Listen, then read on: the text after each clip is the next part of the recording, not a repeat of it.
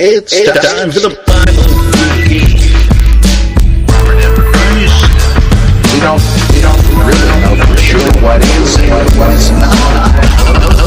Holy Ghost, God, baby, God blast them like a spot. Ghost, yes, friends, it's time for the Bible Geek. Interpretation, startle, Jesus, on the land. Matthew, Mark, Luke, and John.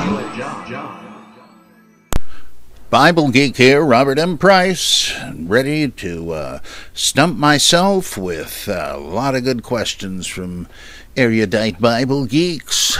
Let's see, this is from Rick Dukevich. He says, I have a friend who lives here in Michigan, but he grew up in East London. He offhandedly started telling me today about Cockney rhyming slang as if I should know what the heck he was talking about. I asked him to explain it to me because although I'm well-read and love obscure trivia in history, science, and culture, I'd never heard of Cockney rhyming slang. And you can look it up on Wikipedia, and there's some interesting stuff about it. And he says, what a fascinating concept. I always assumed that local slang and street dialects branched off from the main tongue because of a lazy indifference to following the proper rules of grammar. But Cockney rhyming slang is an active and complicated cryptolect that encodes the language to confuse outsiders. It's said that these codes were used by street people like beggars, traders, or criminals in order to communicate secretly. Now, you remember, folks, whenever a Paulie other one writes in, he uses that stuff, like me old China, the idea being my old friend, my old mate, and China plate rhymes with mate, and stuff like that, right? So that's what we're talking about here. Being a long-time listener to the Bible Geek, this secret way of communicating made me think of Gnosticism and the mystery religions that you often talk about. I'm wondering if you know of secret words and phrases that were used as secret code to keep the common folk from the inner circle's truth, quote-unquote, capital T. I don't exactly, to tell you the truth, but there was sometimes just a refusal to say anything about it when the subject came up, because you'd be in trouble if you did. Sometimes you just, I guess you might say the cryptolect was lip service to the Catholic creeds when in fact you knew what they really meant, right? And but there certainly is a cryptolect in Gnosticism because they were great speakers in tongues. I think it's the Gnostics in Corinth who are the same guys that ate meat offered to idols, were the pneumaticoi who spoke in tongues and prophesied. Well, they did speak in tongues, and there are, I don't know what you'd call it, transcripts of it, onomatopoetic representations of it in some of the Nag Hammadi texts. And I mean, some of them are just too weird to be pronounceable names, and it's pretty clear they're supposed to be glossolalia utterances or formulae. But I don't know, of course we got the same thing in emails from terrorists, right? Or on Tony Soprano, did you get the package? And stuff like that. So it does go on, and I guess there was at least a kind of a private language. I also think of the great Doc Savage novels by Lester Dent and many others, writing under the house name of Kenneth Robeson. Doc, who was a genius superhero, very much like Batman, he had cracked the Mayan language. I don't know if anybody has since. This is written in the 30s when nobody had, so they said the Doc had, and he taught it to his 5 assistants so that they could speak in the open without being understood, and they spoke Mayan. Oh boy, what great books those are. Okay, who's next? Tim. Is this? Yeah, Tim from Australia. My question concerns... wait a minute. I think I'm Yeah, a non-Bible question first. Is your use of the term fascinating inspired by Mr. Spock? Could you please read the following in your best Spock voice? I don't think I got a good voice for Mr. Spock, though I wish I did, but let's see. If the word censor and the word direction and stuff like that doesn't come up, I don't know if I can, but we'll see. I don't know if it did or not. It is the same sort of thing, but I think I just am using it as that character does. I don't think I got it from him, though maybe I did. I mean, I saw Star Trek when it was first on, and I've seen them all many times since. It's possible. Interesting. My question concerns debate resolution passages in the New Testament. I refer to passages such as Matthew 5:17 through 20 about how the law, often seen as a refutation of the Marcionites, Captain, or John 18:20 about Jesus not doing any teaching in secret, a refutation of the Gnostics. Another example is Luke 24:39 through 43 about Jesus having flesh and blood and asking for something to eat and eating in front of those present, a refutation of the the Docetists. These passages, which are clearly anachronistic and therefore entirely fiction, really intrigue me. Could you give me some other examples and perhaps comment on these passages in general? Why would anyone have thought that the Jesus of the first century would have said these things? These groups, Docetists, Gnostics, and Marcionites, did not even exist at the time of Jesus. I think I've heard you mention before some criteria for historical Jesus material that can be used to weed out non-historical material as opposed to the typical criteria which are used to establish what might be historical. Was this one of them? Anachronism would appear logically to render any such material fictitious.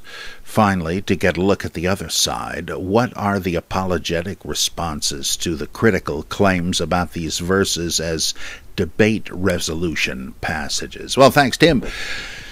Like F.C. Bauer called such things tendentious, like there's some axe grinding going on here. Well, I think you're right. It does look like the thing about the law. I mean, that one just screams that it's trying to one-up somebody, win the argument by putting your opinion on the lips of Jesus. He says, don't go thinking that I have come to abolish the law and the prophets. Now, that implies that don't think that. Somebody is saying it, right?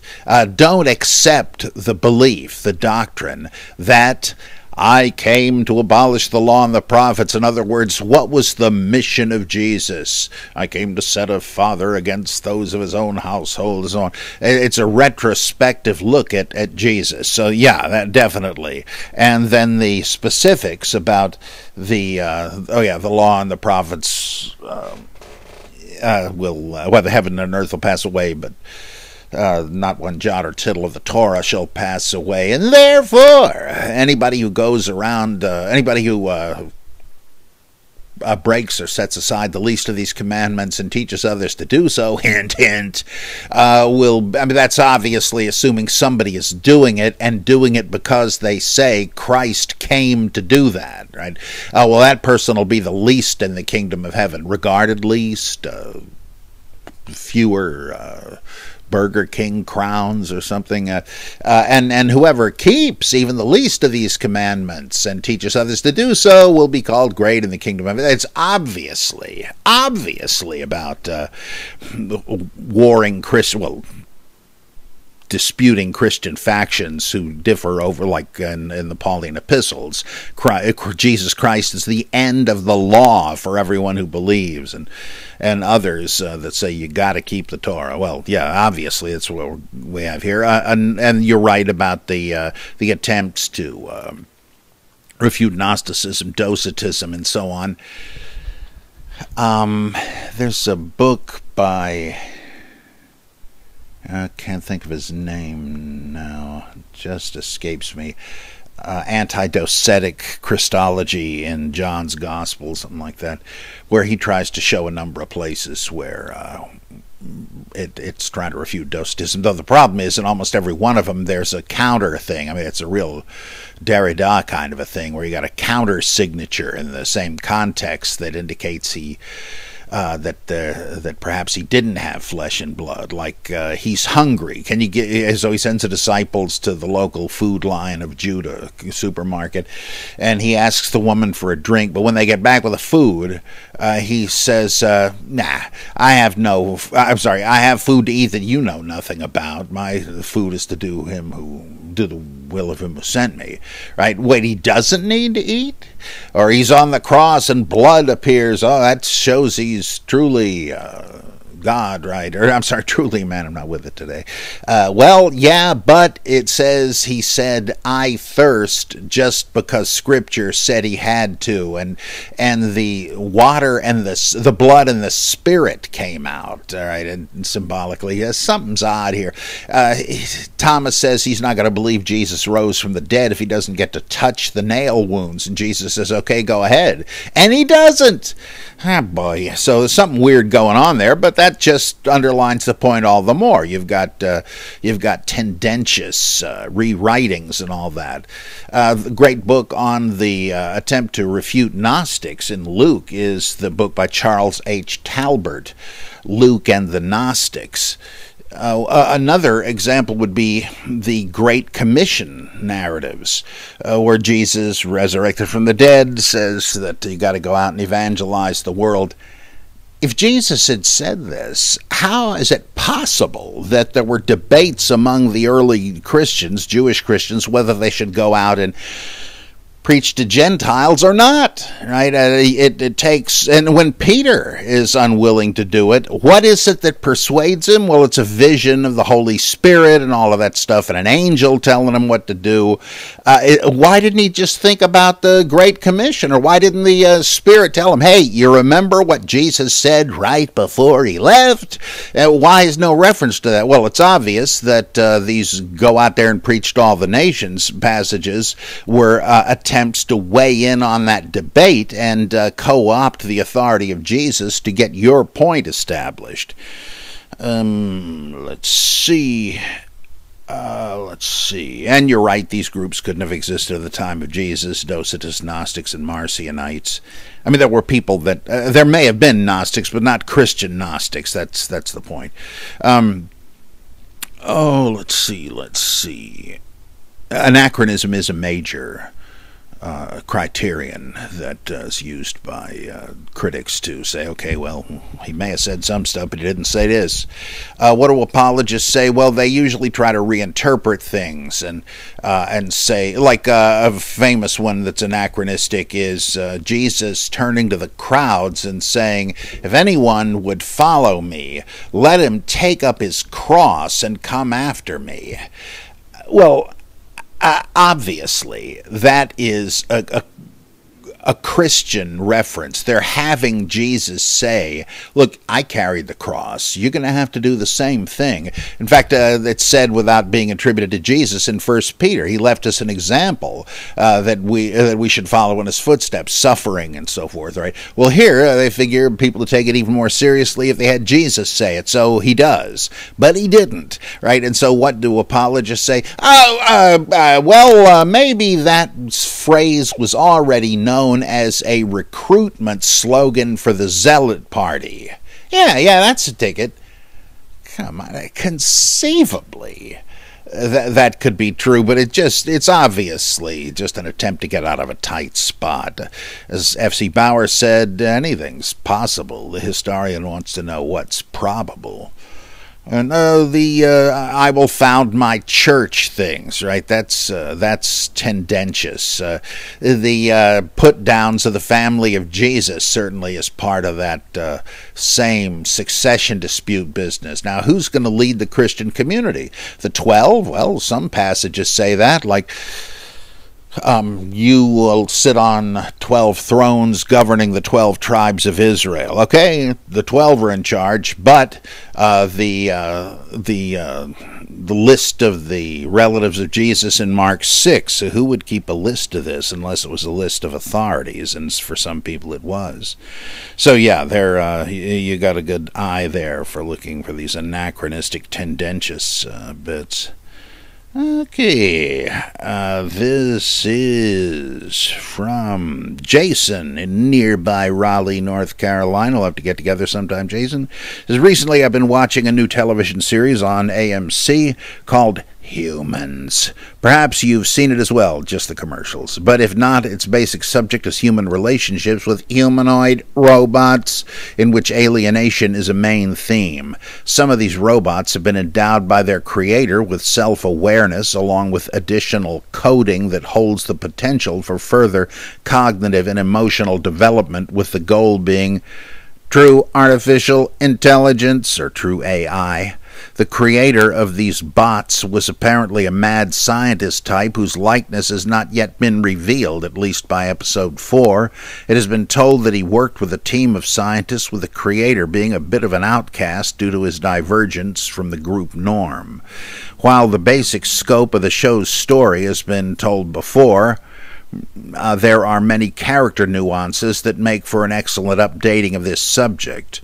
I think the Coming of the Humanoids was an older movie that was sort of about this. Watching this next episode, I could not help but relate it to the Archon myth hidden in Genesis and retold a number of times through the centuries. Trying to not to give away too much here, but just in case, spoiler alert! Spoiler alert! Spoiler alert! In episode 4, information is revealed that, should certain events occur, these humanoid robots may have the ability to reproduce, that is, share their gift with the rest of the bots and create true AI across the robot spectrum. Tension has been building between certain characters and part of society as a whole throughout these episodes. Resistance is growing, and there is severe trepidation of humans toward the robot's abilities. There's also extreme worry with regard to the bot's emotional advancement and potential to reproduce. It reminded me immediately of the Archon's warnings to Yahweh about his creation gaining the ability to procreate, and that it would lead to their extinction. Very good, yeah. A brief vision in the show that led to the illumination included the shot of a tree, which seemed to be a reference to the tree of knowledge. It hasn't happened yet, but I can't help but think that these robots will actualize their full potential at some point in the show. What happens after that, I don't know. Will they worship humans as their creating but faulty gods? Will they conquer and destroy all humans who don't comply with their own plans? By the way, you might enjoy a story of mine called Obsolete Absolute, which is in, I think, an anthology called Chrome Cthulhu or something, a story set in the future. Let's see. Outside of the show, I also thought of recent news regarding the potential for AI and the dire warnings by some in the scientific community, notably from Stephen Hawking and Bill Gates. There seems to be a lot of fear that parallels that within the show Humans. Essentially, we're now playing the part of the Archons and worrying about our future in the face of our own creation that we know will advance beyond our abilities. Think of Henry Pym inventing Ultron, or Tony Stark, if you prefer the movie version, inventing Ultron. Will our creations wipe us out as we apparently wiped out the Archons and gods of old? It's fascinating to me that this age-old myth seems to be playing out for real in our current time. Perhaps I'm way off base here, but do you have any thoughts on the matter? Well, yeah, there is a good Gnostic parallel, because some of the Nag Hammadi texts say that there are, well, I guess even the Valentinians say there's not just one human race, that the body was created by the demiurge out of crass matter, but the photons, as I like to call it, of the captured and shredded primal man, the man of light. They are scattered through humanity, and not every human being has one. Only those who do belong to the divine pleroma and can return there once they're fully awakened. The rest, nope. But the Valentinians said the people that don't have the spark can be saved anyway through faith in the death of Jesus. The elite pneumaticoi don't need that. And then there are just basically two-legged animals like out there, and that's already assuming, by spiritual and intellectual discernible differences, that people are in effect in different human races, and the humans created by the demiurge and his archons are like a kind of robot. So the analogy is a very good one. And of course, if this actually happened, it would be a case of not only, we already think that cultural selection has kind of taken the baton from natural selection, and that we can control our own development now to some degree. Change the course of evolution, my favorite example being natural selection would eventually weed out all human beings with nearsightedness. We'd get run over by mammoths or trucks or whatever. But the people that could see what was coming and get out of the way would live longer, have more kids with the same ability, and eventually dominate the species. But we decided, I don't really want my kids or my wife to be mowed down by an oncoming bus. What say we invent glasses? Okay, good idea. People not getting smashed so much. Of course, that means you're never going to get rid of nearsightedness out of the human race, but all right, we'll take that trade. That's cultural selection. Well, in this case, if Pym or Stark actually invented Ultron and he succeeded in destroying the human race, or the Cylons, the same thing, right? Then you would have cultural selection having replaced natural selection altogether. Oh boy, fascinating. Thanks, Jason. This is from Jim K. When I read The Case for Christ by Lee Strobel, I also read your rebuttal book, by the way, I was astounded to hear the discussion of how close in time the writings of Paul and the Gospels were to the death of Jesus. At one point, I think Strobel wrote that some of Paul's writings occurred within 2 or 3 years of Jesus' death, which almost made me spit out my coffee, as I'd never heard anyone even attempt to place the writings that early. Yeah, Jim, usually when they bring up numbers like that, they're saying that the list of resurrection appearances in 1 Corinthians 15 goes back that early. Not that 1 Corinthians 15 itself does, but if it's quoting, might as well, because the relevant material would. And I've argued vehemently against that. But some people have... I think C.C. Torrey, whose opinion on many, many things I take very seriously, thought that the Gospels were written about 10 years after the death of Jesus, and I just think you can't really seriously argue that, not anymore anyway. Okay, in my research, I have found apologist arguments usually laughable and often completely facetious. You and me both. And they have no qualms stating that if something is possible, it probably happened. That's the key to their whole enterprise. So it occurred to me that there must be something in the writings that specifically precludes them from being contemporary with Jesus. Obviously, his death is depicted, so the finished version would have to occur after Jesus' death. But what stops apologists from going all the way and just saying, these writings came immediately after Jesus' death? I assume it must have something to do with the Jewish temple destruction in 70, but can you please elaborate on both the Gospels and the writings of Paul or Simon Magus that force apologists to accept the fact that they are mid to late 1st century works? I know you believe the Gospel to be even later, but I'm asking what is boxing them into the late 1st century? Let's see. I think of a number of assertions they make, taking this for granted, like Paul has said, by tradition to have been executed at the order of Nero, so that would place it around 60. And they figure the Gospels are later than Paul, though that's a kind of general consensus view. I'm not sure if there is another reason for that among apologists. Of course, the prominence of the prospect of the destruction of Jerusalem and the temple wouldn't bother apologists, because they believe that why not genuine predictive prophecy? I can't. If you say, well, this must have been written after that, you're just showing you're an unbeliever, which is, I think, very unsound for critical reasoning.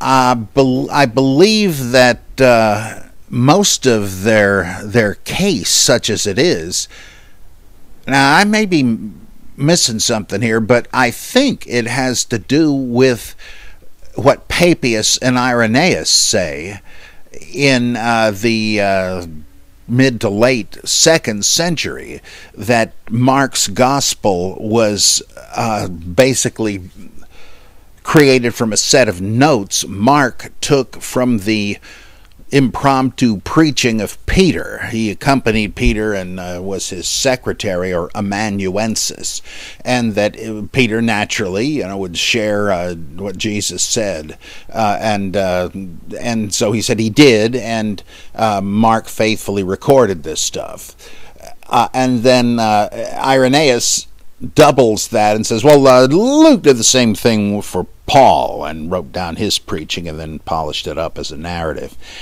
Though that's obviously, I think, just an attempt to claim some kind of nearly apostolic link for the Gospel of Luke, even though no one said Paul was an eyewitness. Papias said that Matthew was the same as the disciple Matthew. I mean, it could have been named Matthew, who knows, plenty of people were. And in that case, his work must be eyewitness testimony, and if it was written a few decades later, what the heck? He needn't have been unable to remember what he had heard. And then the Gospel of John, the belief that he was an eyewitness, based on church tradition in all these cases, not based on any real internal evidence. In fact, I think the way the Gospels are written belie this, the whole eyewitness thing. So they like to say, of course they prefer to say that because they want to use the Gospels as evidence for what Jesus really did and said. So again, as you say, if it's conceivable, then it's probable, which is a huge leap. I believe that's all based on that, and that is really building your house on sand.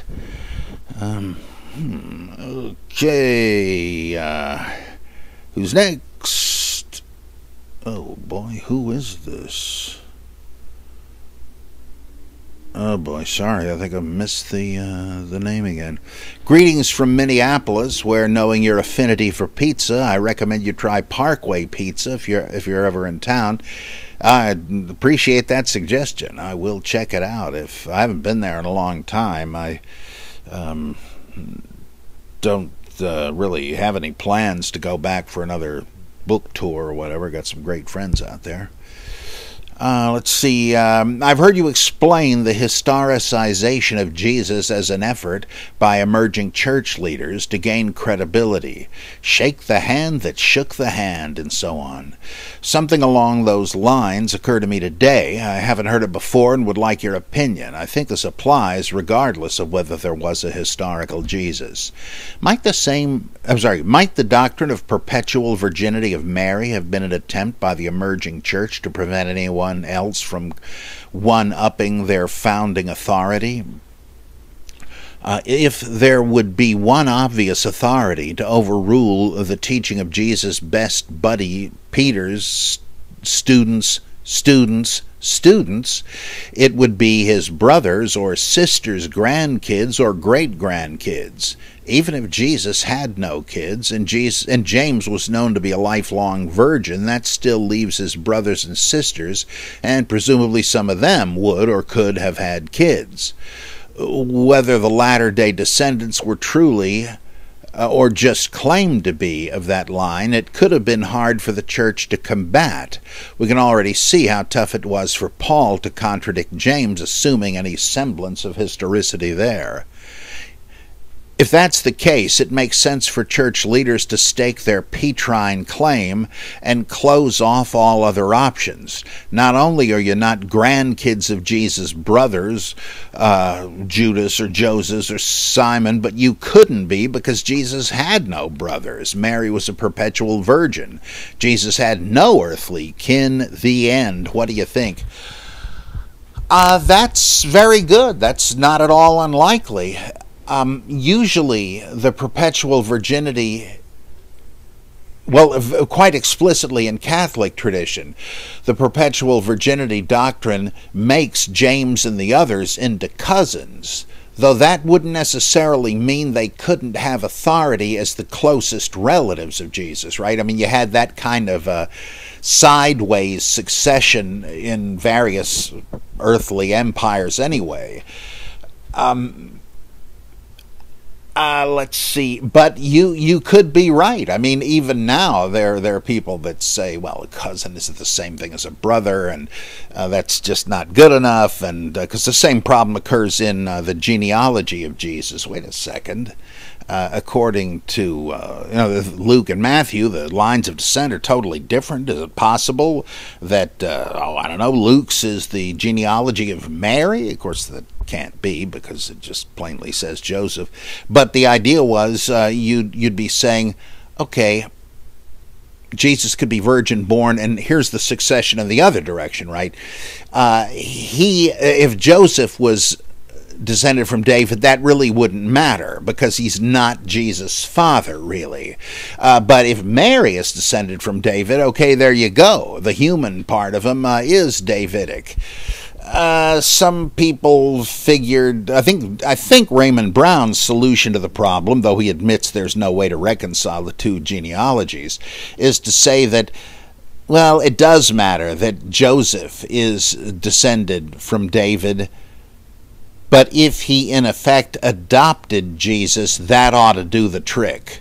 I really doubt that. I can't prove it, but it seems to me if you said, oh, he's the son of David by adoption, that would kind of undermine the authority you're seeking. But so it's the same sort of a thing. Is he actually, literally, the son of Joseph and then, therefore, of David? Same thing here. James is the cousin of Jesus? Well, big deal, come on. I wonder about that. And so your point is a very good one.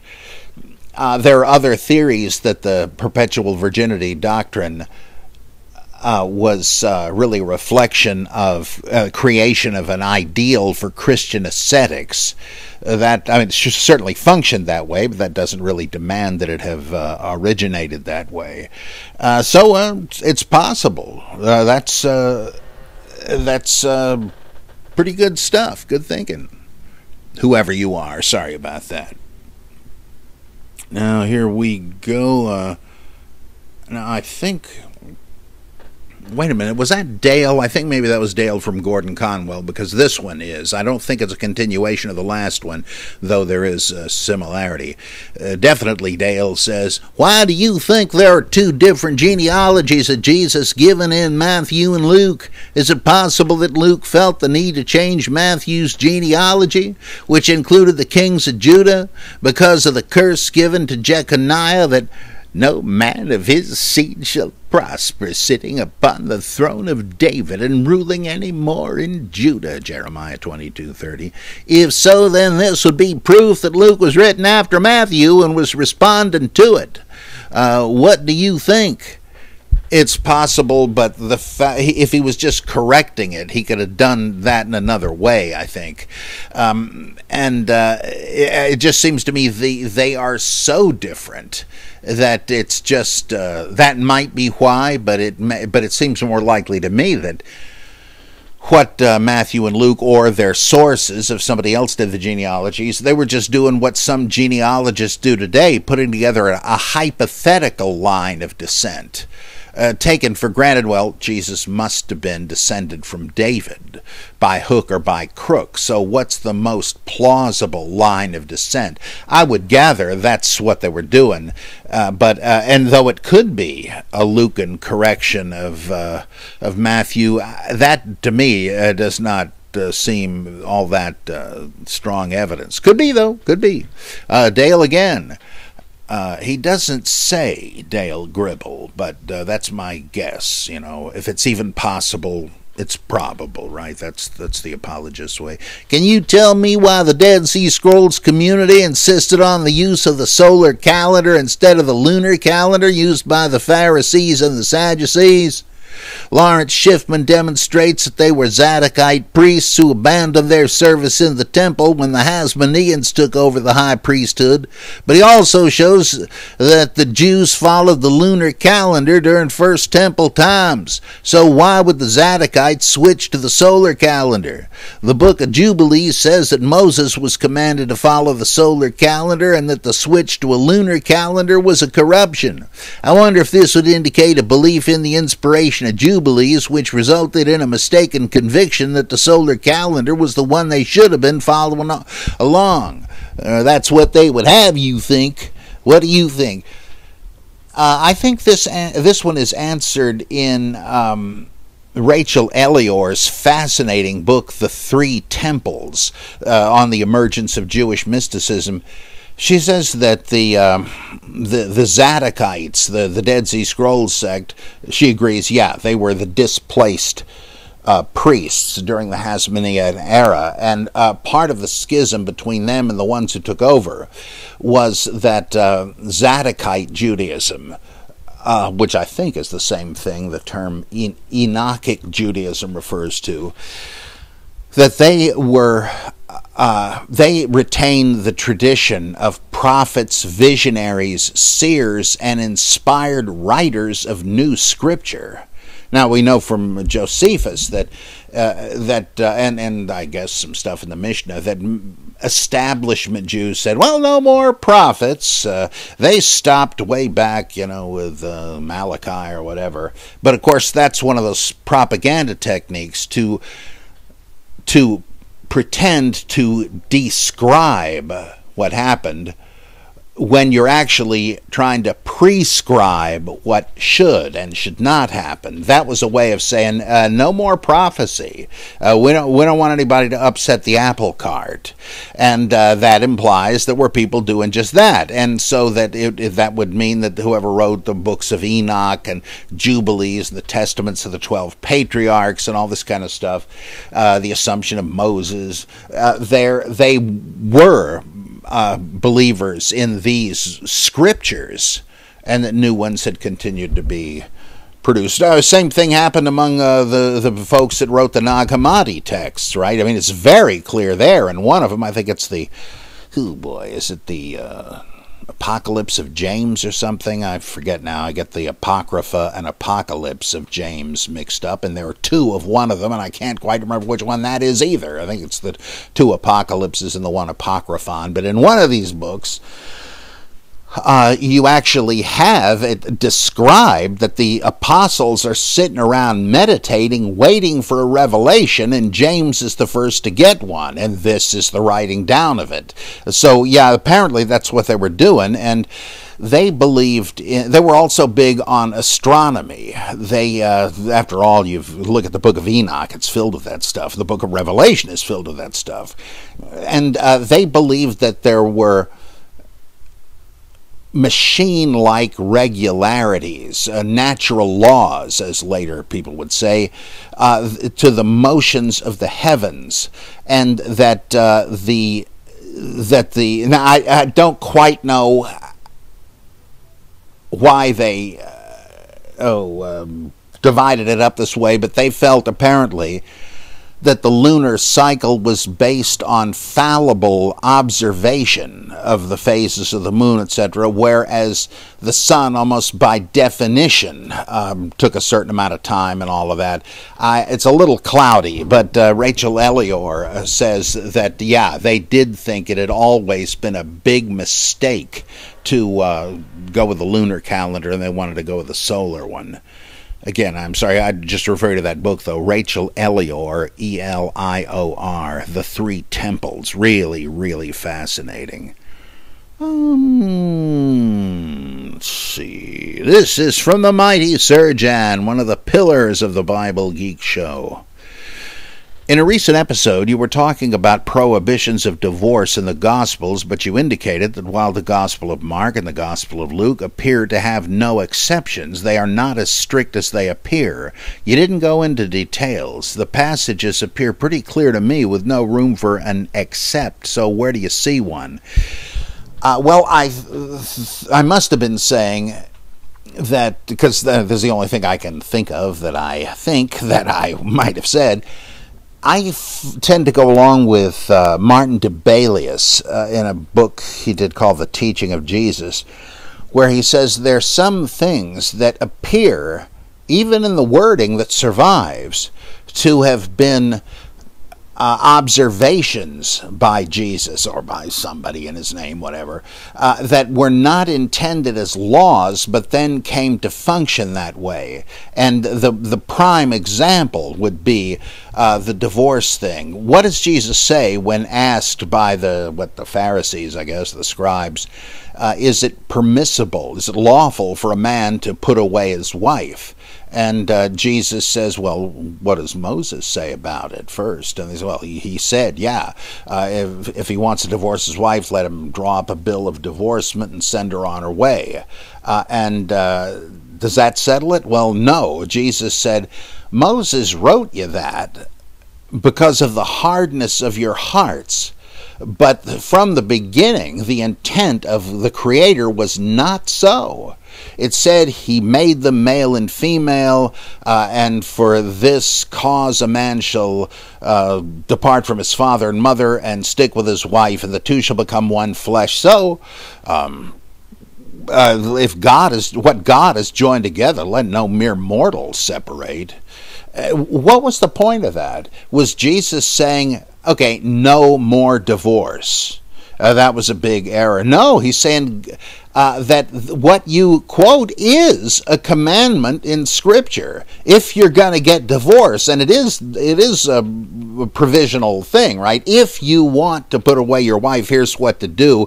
But it's a shame it had to come to that. You know, human beings, sometimes it's impossible to keep a marriage together, so this is what to do. But that wasn't the intent of God. Right? This is one of those things where it's the permissive will of God, so to speak. You have to deal with certain undesirable circumstances. They're lesser evils, basically. I think he's saying that, yeah, there is a provision for divorce. It is lawful, but let's keep in mind that God really didn't and doesn't want that. And I think that he's not trying to legislate what Jews ought to do. He's saying, well, yeah, there you go. That's Deuteronomy says so. But he's saying, let's keep this in perspective. It's a tragedy when it happens. And Moses knew that, the hardness of your hearts. Then the Christian community, Debelius says, convincingly to my way of thinking, is that naturally early Christians heard that and said, oh, he's putting away the old law.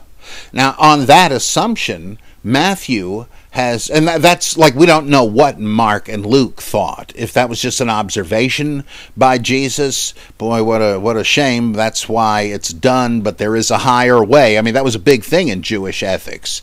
There are certain things that are permissible, but you shouldn't seek them out. It's just damage control when you have to. They may have thought that, but Matthew definitely regards it as a law for the conduct of the community. which is why he then adjusts it to Deuteronomy. In a way, he's making explicit what was implicit in the other. He's saying that if a man puts away a woman for any cause, me epi porneia, except for porneia, whatever that's supposed to mean. Literally prostitution, could mean generally immorality, it could mean a consanguineous marriage forbidden by Leviticus. It's hard to say, but that was sort of the point. The reason the Pharisees are asking Jesus is that the Mosaic commandment in Deuteronomy was notoriously ambiguous. If a man finds some unseemliness in his wife, what the heck does that mean? Well, Hillel, and generation before Jesus, said, well, that means she's committed adultery against him. But, no, I'm sorry, that's Shammai who said that. Hillel said, could be anything. If she burns supper, he could kick her out and be justified. Well, there was this ambiguity that occasioned the whole debate, and Matthew is saying, well, really, we're getting into trouble changing that. Let's just say it again in Greek, that me epi porneia, whatever that is, right? Some unseemliness, okay. So he's leaving the door wide open. I think the original saying does not intend to legislate, though Mark and Luke probably figured it did. Okay, Sir Jan again. In episode 15034 from July 17, the questioner was talking about infinities and how something being infinite means it has no boundary. That is actually a misconception, as the two do not necessarily go together. For example, you can have an infinite space with a boundary. Think of an outside of a finite sphere in infinite 3D space. The space outside the sphere would be infinite, but bounded by a finite surface, that of the sphere, and excluding a finite space. Or think of an infinite plane cutting the infinite wait a minute. Or think of an infinite plane cutting the infinite 3D space in two. Here the infinite space is bounded by an infinite surface, and the excluded space is also infinite. Thus we can have bounded infinite spaces, because on either side the space goes on further forever. Right? Conversely, you can have an unbounded finite space due to curvature. In 2D, think of the surface of a sphere, for example, Earth. The surface is certainly finite, but it has no boundary like a circle would have. If you go far enough, you don't fall off. You get back where you started. Our own universe could be finite in volume, yet without boundary due to curvature as well. The upshot is that an infinite deity does not imply that it is all-encompassing. You can, for example, have an infinite number of parallel infinite planes embedded in the 3D space, and that it doesn't leave room for a universe finite or infinite, and thus pantheism is not the only feasible option, geometrically speaking. Sorry for the mathematics geek digression here, but I just wanted to clarify. That's fascinating. Yeah, I see what you mean. This brings up a pointless but intriguing matter that I have thought of for decades, on and off, never been able to do anything with it. Could you say there is an infinite number of stars if star-filled space goes on forever? Or would you have to say, wait a minute, if they are actually stars in those distant skies, you could technically put a number on each one of them, right? I mean, it wouldn't actually be practically possible, but in principle, if it exists, it's definite, And the sum total of all of them would have to be finite, right? But if it goes on forever, oh my gosh, I ought to think about that a little more, and maybe Satori will strike. Anyhow, bravo, Sir John. And then thirdly, he says, in episode 15035 from July 18, you were talking about the hypothesized illegitimacy of Jesus. Look at the cute little bastard, and you mentioned your ideas about the nativity story, but did not go into detail. Scheberg's ideas for the Gospel of Matthew seem persuasive, but the Gospel of Luke looks much more clear regarding the miraculous nature of the conceptions. For instance, the power of the highest shall overshadow thee. So what are your ideas? In the story of Tamar, there's also the detail that she had twins who, like Jacob and Esau, raced to the exit, as it were. Not much is said about them afterward. Are there any extra biblical stories fleshing out their story? And for that matter, stories of other descendants of Jacob between the end of Genesis and the beginning of Exodus, where several centuries are glossed over? I'm pretty sure that in the Haggadah, if that's how you say it, Reuben, you can correct me, or Rabbab, these stories providing commentary on the Torah, sometimes by retelling them or embellishing them, as in my favorite example, where these two rabbis are arguing over whether Abraham already wore a yarmulke, and which of course seems a little anachronistic, right? Hence the dispute. And the one rabbi says, well, of course he did. Take a look at Genesis 12, so-and-so. And the other rabbi says, and Abraham went out from there. That doesn't say anything about him wearing a yarmulke or not. And he says, look, the first one says, look, would Abraham go out without his yarmulke? Well, that's a step away from actual midrash, where you might settle the question by writing an Abraham episode in which that happens. And there's plenty of stuff like that, and I think a lot of it does. There are a number of stories about the Genesis patriarchs there. I'm not familiar enough with it. But the one source for that might be a great book called Hebrew Myths, the Book of Genesis, by Robert Graves and Raphael, R-A-P-H-A-E-L, Patai, P-A-T-A-I. It goes into some nifty midrashic stuff about that. I think that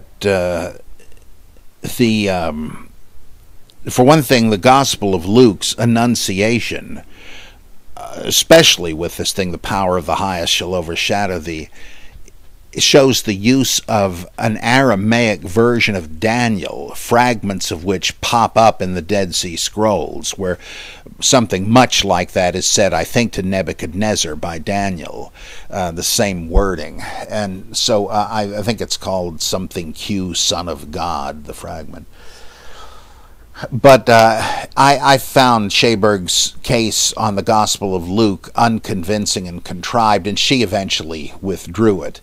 But there is reason to wonder if this is what is intended by Luke. Here's why. For one thing, in manuscripts where it says when they're on their way to Bethlehem for the taxation registry, instead of betrothed, in some manuscripts it says he took his wife with him, implying it's they're, well, at least kicking out one of the foundation blocks for the virgin birth thing. But more importantly is the fact that the Annunciation of the angel, which is one of the several canticles, so-called, in Luke. In Luke, the first couple of chapters. There's one from Zacharias, one from Mary or Elizabeth, depending on which text you read, and Simeon and so forth. Well, in the one from the angel, wait a minute, let me just grab the text and get it open here. Ooh, Luke.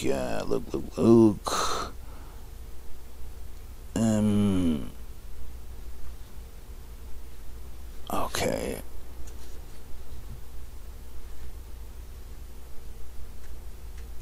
Let's see. Yeah, okay, here's the thing in Luke 1:32. No, wait a minute, let me go back up. 28. He came to her and said, "Hail, O favored one, the Lord is with you." But she was greatly troubled at the saying, and considered in her mind what sort of greeting this might be. And the angel said to her, "Do not be afraid, Mary, for you have found favor with God, and behold, you will conceive in your womb and bear a son, and you shall call his name Jesus. He will be great, and will be called the Son of the Most High. And the Lord God will give to him the throne of his father David, and he will reign over the house of Jacob forever. And of his kingdom there will be no end." Now, verses 32 through 33, he will be great, etc., until of his kingdom there will be no end. That's in poetic meter. Then we have 2 verses in prose, or verse and a half. "And Mary said to the angel, How can this be, since I know not a man," or have no husband, the RSV has. "And the angel said to her," and then we're back to verse, "The Holy Spirit will come upon you, and the power of the Most High will overshadow you. Therefore the child to be born will be called Holy, the Son of God." Well, there's a problem here in that in none of the other canticles in the beginning of Luke is the poetry, which is the canticle part, interrupted by prose. And it makes you wonder if this is an addition, if Mary's objection is an addition, as indeed a couple of ancient manuscripts read. They don't have it. It's just all the poetry going throughout without this. And even if we didn't have the manuscripts, we'd have to wonder that, because verses 34 through 35a, "And Mary said to the angel, How can this be, since I have no husband?" And the angel said to her, is completely stupid. Right? It doesn't make sense in the narrative, because, I'd love to see this done up with, what else must have happened, right? Where she says, "How is that possible? I'm a virgin." And I'd love to hear the angel say, "Well, wait a minute, you are engaged to Joseph, right? I mean, you're probably gonna have kids, right? I mean, what are you taking, birth control or something?" The idea that this would even make any sense is absurd, and the only sense it makes is as a bungling attempt to insert the doctrine of the virginal conception of Jesus. It's a way of saying, hey, she hasn't known a man, so what do you make of that? Virgin birth, right? It seems to me that if that is not originally part of it, and I think it cannot be, then you don't really have any statement about this. In Daniel, he's not telling Nebuchadnezzar that his wife's going to conceive by the Holy Spirit without Nebuchadnezzar's intervention, right? It just means that, the Holy Spirit will be upon him, presumably as it was with John the Baptist. I mean, he's filled with the Spirit from his mother's womb. It has nothing to do with a pseudo-genetic miracle. So I think that on a different grounds entirely, Shaberg is sort of right after all. It's not clear at all that Luke intends for us to understand a virginal conception, a miraculous conception. Okay, thank you, Sir John. Let's see. Well, here's something I'll tell you right now. I have no idea about the answer, but it's so interesting. This is from Androcles. It says, "There's a show I used to watch a few years back on the Travel Channel called Bizarre Foods, where a guy named Andrew Zimmern..." I'd be a terrible host on that show, right? For me, bizarre foods would include pickles. Anyway, Andrew Zimmern travels the globe eating unusual things or familiar things prepared in unusual ways. A handful of episodes that I hadn't seen before showed up on Netflix recently, so I've been watching them here and there. This evening I watched an episode filmed in Madagascar. And you sure that wasn't that Disney movie? Anyway, at the end of the episode, the host attends... Oh boy, buckle your seatbelts, folks. At the end of the episode, the host attends a circumcision ritual wherein a 5-year-old boy is circumcised in the midst of a large family village celebration to mark his becoming a man. Then, as per custom, a male member of the family must eat the severed foreskin off the end of a banana, no less. In this case, the honor was shared by his grandfathers. I'm absolutely not making this up. I'm not sure if you've ever heard of such a thing before, but I certainly hadn't. Well, you know, I never actually heard that, but it does make sense of something.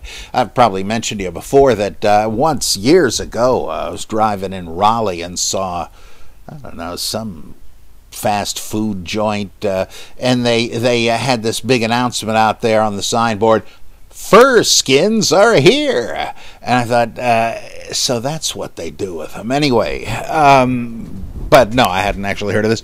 Okay, I've listened to a bit of the Geek, and I've heard you talk about circumcision at length before.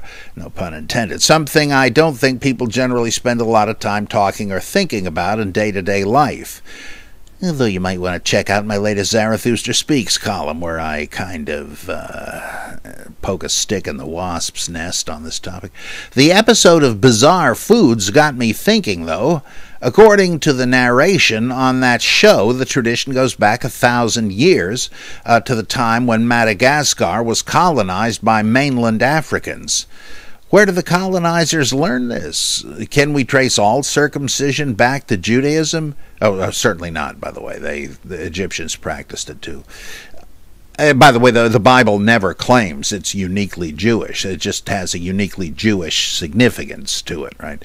What immediately came to mind was another documentary I saw many years ago about a group of people called the Lemba or Lembic Jews. These are black Africans, sub-Saharan, who claim Jewish ancestry. This can't be a coincidence, can it? Is this the connection? Is it possible that some of the practices of Judaism made their way from the Middle East down through Africa all the way to Madagascar? If so, how and when? At least 1,000 years ago, right? If this happened, I guess the book didn't travel with the traditions, which made it seem like it happened a lot further back in time. Wikipedia says that DNA tests show indicators of Jewish ancestry, quote, at rates even higher than the general Jewish population, unquote, in one Lemba clan. Can you shed any light on this? How far afield did Judaism travel, and by what means?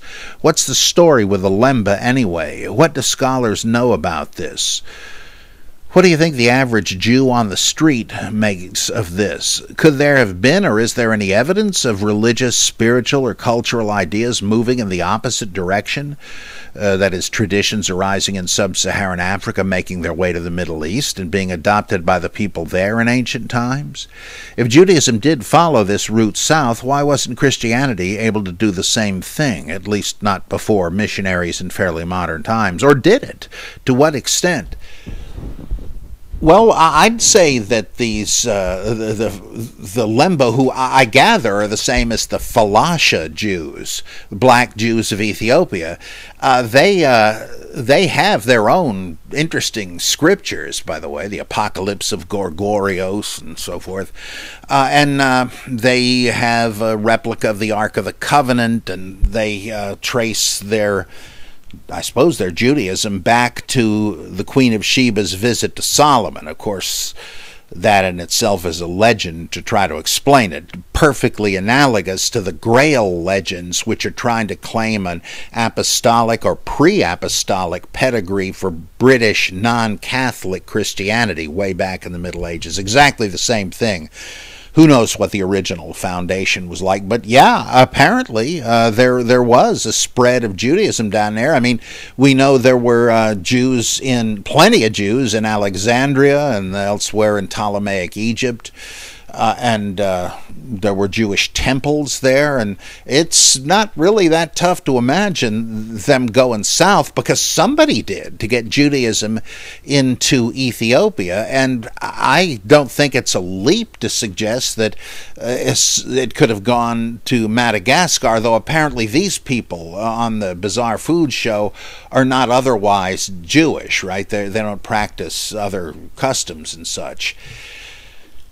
Missionary anthropologists have shown that when the Bible is translated for sub-Saharan Africans, many of the cultures of those who convert to Christianity, of course loads and loads do that, have done it. Sometimes the different tribal societies have more affinity for the Old Testament than the New, right? The polygamy, the sacrifices and stuff like that, they want to do that. It kind of worries and upsets the missionaries. Oh no, Christ put an end to that. Well, then why are you giving me this Bible that says to do it? And they've always been doing that stuff, so they just keep right on doing it. So it could be that it's just a more ancient cultural parallel. Who knows what the transition of these remote, archaic customs is.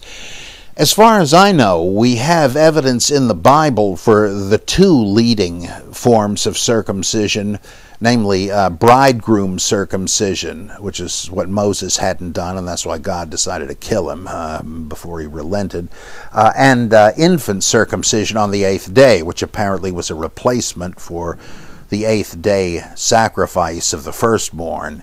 But this isn't one of them, right? This is another one, and that makes me think perhaps it is just an indigenous counterpart to it, or just that the relation is by remote, antique, archaic dissemination before there was any Judaism or any of these other religions.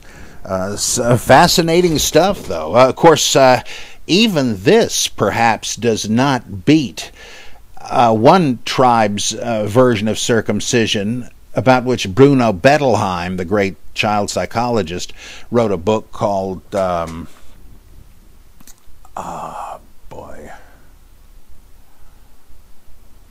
man, what is it? I can't think of it. I can't believe that. But at any rate, a tribe that practices subincision, where the penis is slit open down the bottom of it to make it into a symbolic male vagina. That's what the heck is the title of that book? Oh man, Symbolic Wounds. So there's all kinds of weird stuff going on out there in genital land. Okay, I guess that's it for today. Got other things to do, though few so pleasurable as shooting my mouth off in answer to excellent questions from excellent Bible geeks. So thanks for being with me. I'll see you soon, and keep those cards and letters coming in, folks.